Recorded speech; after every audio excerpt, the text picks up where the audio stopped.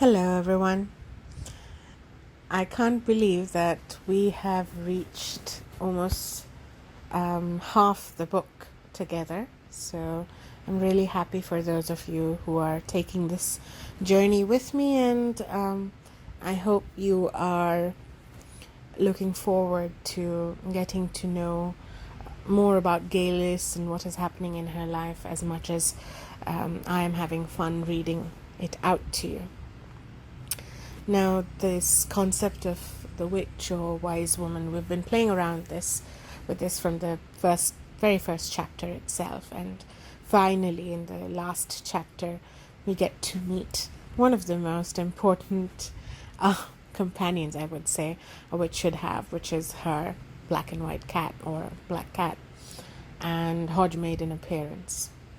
This next chapter probably seals in this, I would say, kind of playful hide and seek we've been playing with the occult throughout this book.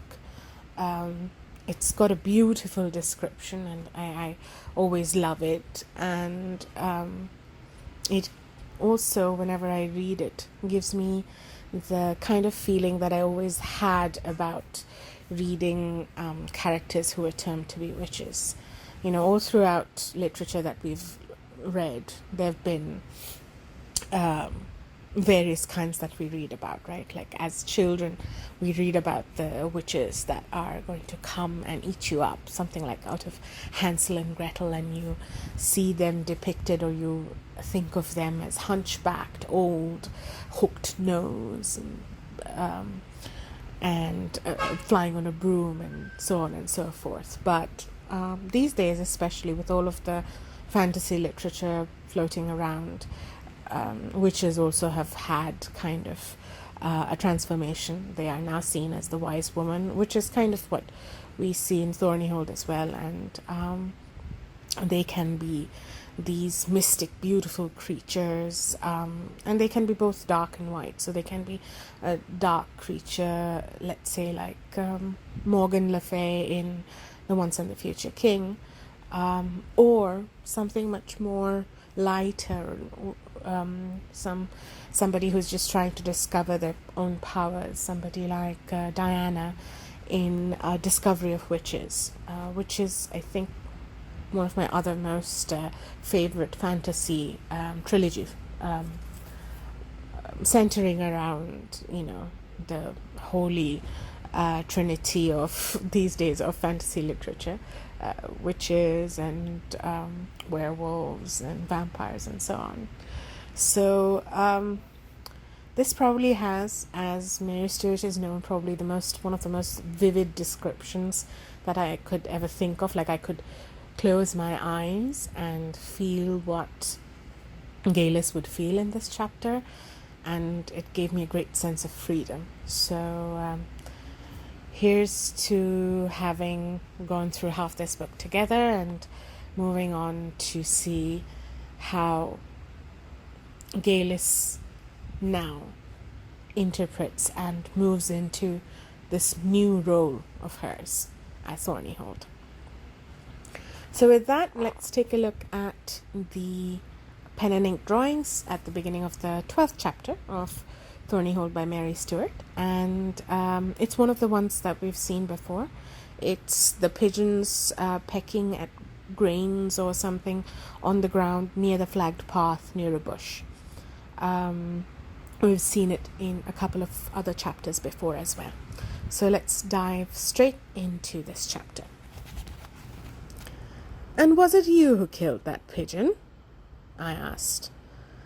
It was some time later, first things first, and the first was that the cat was starving. I warmed some milk and put it down, then unearthed a tin of cat food I had seen in one of the cupboards and gave him as much as I dared. He took both, ravenously but with perfect manners, then stretched again, jumped straight into the Windsor chair, and began to wash. While I had my sherry, he washed. While I dished up my supper, he washed. While I ate an apple, he washed. Only as I finished a cup of coffee did he consider himself fit for the fireside and curl up, purring loudly, but still staring wide awake at me. "Don't bother to answer," I told him. "It was a silly question anyway. If you had, you'd have eaten it. But you wouldn't, would you? Because, of course, you're Hodge." A movement of the head, a glint of those magnificent eyes, confirmed it.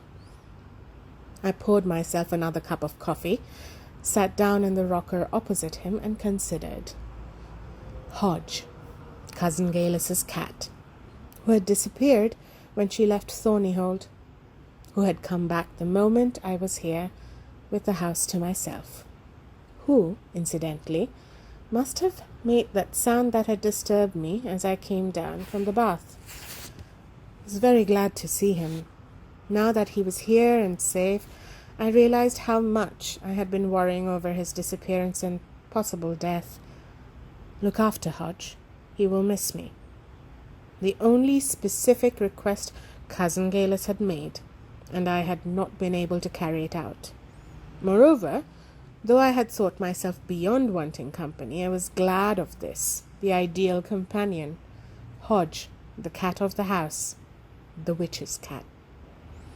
That was what William had said, wasn't it? The witch's cat. And he had vanished, to starve or worse, when she had gone, and now that I was here, he had come back. "Are you a witch too?" William had asked. I laughed and set down my empty cup. "Am I?" I asked Hodge. "Well, I dare say we'll find out somehow. Soon enough. I'm going to bed. Where do you sleep?" "Oh, I see. I might have known." As I rose, the cat jumped down from his chair to lead the way, tail high, for the stairs. By the time I was ready to get into bed, he was there before me, curled by the pillow, purring. He must have been tired as well as hungry. Before I slept myself, the purring had stopped abruptly, and the witch's cat was silently, profoundly asleep. I awoke. It seemed immediately. It was still quite dark, but I knew that I must have slept already, soundly, for I felt wide awake and refreshed, more eager to be out of bed. A feeling of breathlessness made me long for the air. Trying not to disturb the cat, I slid out of bed and padded to the window. Behind the upper branches, a few stars pulsed, and a cloud-held moon. Their pale light served only to show the black tracery of the boughs, but my own night sight seemed strangely accurate. I could have sworn that I could see quite clearly a pair of owls sitting high in a beech beyond the tool shed. They sat huddled near the trunk of the tree, and as I watched, one of them elongated itself till it was tall and stiff as a billet of wood, its head swiveled round in the extraordinary way of its kind. It was watching something beyond, behind the trees. A light, low down and dancing, a yellow light, and with it, though from much farther away, a sound. Incredibly, people were singing. It was no song that I had ever heard, a low, almost dirge-like chant, with little tune to it, but with a strong and steady rhythm which coincided with or gradually overtook the heartbeat that I could now strongly feel as I leaned out over the windowsill. It was like looking down from a height into a swirling sea, the rhythmic beat, the little whirls of wind in the branches, the shifting and beckoning light, all conspiring to draw the dreamer out towards the dark, into the night. But I was not dreaming. I was not asleep. The room, the garden, all was familiar, and from somewhere, as if in reply to the music, a dog began to bark distressfully. The same dog, I was sure, that I had heard last night, and now beside me on the windowsill was Hodge, wild-furred and wide-eyed, teeth and tongue showing as he spat and hissed at the darkness. The witch's cat. And what I could hear, what the light betrayed, beckoning into the deep wood, was a meeting of witches, the Sabbath of the local coven. I knew it, as if the knowledge had come in one of those edged flashes of illumination, certainty held in spell-light. So it was true that there were witches still, and true perhaps that Cousin Galis had been one of them. And was this proof that I, the second Galis of Thornyhold, was one of the elect? The thought was heady, a flow of power going through body and brain, strong and cool and sweet. Here Hodge, the cat, leaped out from the windowsill into the darkness, and I, reaching to catch him, for the leap was too high even for a cat, overbalanced and fell. I never reached the ground, nor was it truly a fall.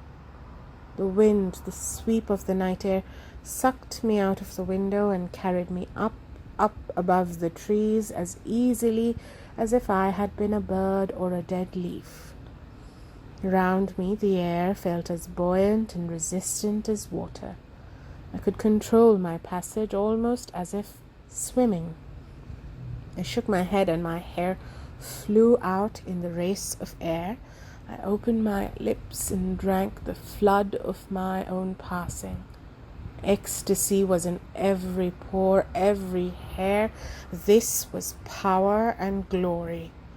Whatever was required, it was worth it for this. Below me, as motionless as if there were no wind at all, the forest stretched black and still. The airstream that carried me flowed high between the black boughs and the stars. It flowed between the very stars above the moon. The moon had sunk low, and presently the trees were gone, and in front of me a hill rose from the darkness, lifting a black curve to cut across the moon's face. There were stones on the hill, massive menhirs, some fallen, some upright, set apparently at random in the turf. The light that had drawn me out through the window was circling among them, and presently it alighted. I sank down towards it, landing effortlessly, as lightly as a gull on water, and there, a few yards away, was the fallen shape of a vast stone, and on it a bowl where the yellow flame floated in a pool of sweet-smelling oil. Beside the bowl a heap of something. Feathers? A trailing wing? A black pigeon with its neck wrung. Shadows were moving round among the stones. People. They were barely visible, but from all around came that same rhythmic, meaningless chant that the wind had brought to me at Thornyhold. Hesitantly, not afraid, but full of awe and strong, tingling excitement, I approached the lighted stone. The grass beneath my bare feet felt ice-cold. I welcomed it. My body burned still, as if it had been drenched with very hot water. The dizzy euphoria of the flight was fading. My eyes ached. The light, gentle though it was, hurt them. There was grit inside the lids. I stretched a hand towards the fallen stone. I was conscious of the shadow people crowding nearer, of the chant growing and swelling among the standing stones. The moon had almost gone. She filled only a copper rim, and a cloud scarred her face. Someone stood between me and the stone. A woman, tall, dressed in a long cloak that blew about her. She looked familiar, like a memory from the pond in the meadow when I was 6 years old. "Cousin Galis?" I shouted it, but made no sound. The woman never moved, but there was a rustle at my feet, and I paused and looked down. A hedgehog, whining and snuffling, nudged about amongst the grass. A bird flew across at waist height. A flash of deep kingfisher blew even in the dead light of the moon, and after it leaped Hodge the cat, a small shadow among the other shadows. He shot hissing between my feet. Tripping me, I fell on my face. The turf was surprisingly soft and not cold anymore. Hands took me gently and turned me over on my back. In the yellow light swimming against the blackness, I saw faces. Most were strange, misty, and changing as I looked, like faces in a dream, but foremost and unchanging were two that I knew. "Be she all right?" asked Jessamy Trapp. His voice was anxious. "Oh yes, she's all right." Agnes smiled down at me, triumphant, smug. "I knew it all along, didn't I? You're fine, my lady, and next time it'll be better still. Now shut your eyes again, and we'll see you back where you belong." Before she had finished speaking, my eyes had shut fast like the eyes of a doll that has no will of its own. There was the faintest sensation of floating once again, or being lifted, then nothing. As if Agnes's order had blacked out my conscious brain, I either fainted or fell into another deep sleep. For when I opened my eyes again, I was in bed at Thornyhold, and the window was shut, and Hodge the cat was asleep at my feet, and it was morning. And I awoke, and behold, it was a dream. It took me a long time, through clinging mists of that deep sleep, to shake off the effects of the dream. For dream it had to be. Now in the sweet daylight and the beckonings of witchcraft were impossible and wrong. It had to be. I drew myself up against the pillows and thought about it. I felt it was true, much more as if I had spent the night flying to meet a coven than resting, even dreaming violently, in my own bed. My head ached. The gritty sensation behind the eyelids was still there. The faintest residue of heat remained in my skin. The bedclothes smelled of sweat, and though I knew that one sweated with a vivid nightmare, they smelled somehow different. But did this mean that, my God, I'd been flying over the forest tops, had been watching a coven dancing among druid stones, and had tried to reach what was probably their altar light? An altar where Jessamy and Agnes Trapp moved among the crowd, where a tall shadow like my dead cousin Galis was standing, and where the corpse of the dead pigeon from the Thornyhold attic had been brought as an offering? All the indications, I told myself, were that I had had a bad nightmare. The dream was made up of the elements of yesterday and of the further past, the hedgehog, the kingfisher, cousin Galis herself, and supposing impossibly that it had been true, how had the Trapps brought me home? How had they got in? Both doors downstairs were locked and bolted, and now in this morning daylight, with a wren singing in the bushes outside, I refused to believe that they had flown with me through the bedroom window and shut and latched it, I suppose by magic, after they had flown out. Here, Hodge the cat opened his eyes, put out a paw, and stretched. "Were you out flying last night?" I asked him, and got no answer, or only a negative one. The cat had certainly moved during the night, for where he had gone to sleep curled close against me, he was lying now near the foot of the bed, on top of the dressing gown I had left there, which proved nothing, but common sense, so easy to assume in daylight, insisted that Hodge had merely been part of a nightmare which had been brought on probably by the stuffiness of the room, since I had forgotten to open the window. I had not forgotten to open the window. I had done it, as I now clearly remembered, just before I got into bed, and now it was shut. I sat there staring at the shut window while common sense fought a losing battle with imagination. Perhaps, I told myself, the aged sash cords had given away and the heavy window had fallen shut of its own accord, without waking me. And in the warmth of the room I had slept too deeply and had had a bad dream. A dream vivid enough to tire me and to leave a hangover. But I was awake now, and it was a brilliant day, a normal day, and Hodge was home, and there was work to do. Work, the answer to every kind of nightmare. And to begin with, I would clean this room myself and change the bedding all over again. I threw back the bedclothes, swung my feet over the side of the bed, and reached for the dressing gown. "Come on," I said to Hodge. "You'll have to—" I stopped short. The cat had moved when I did, and now jumped to the floor, yawning and stretching. Where he had been lying, on the folds of my dressing gown, was a wisp of dry grass, pressed flat by his sleeping weight.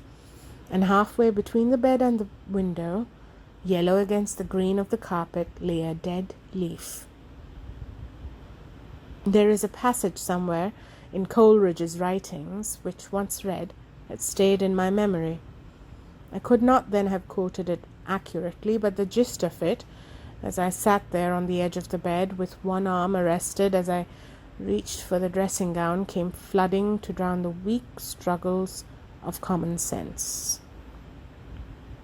If a man could pass through paradise in a dream and have a flower presented to him as a pledge that his soul had really been there, and if he found the flower in his hand when he awoke, aye, and what then?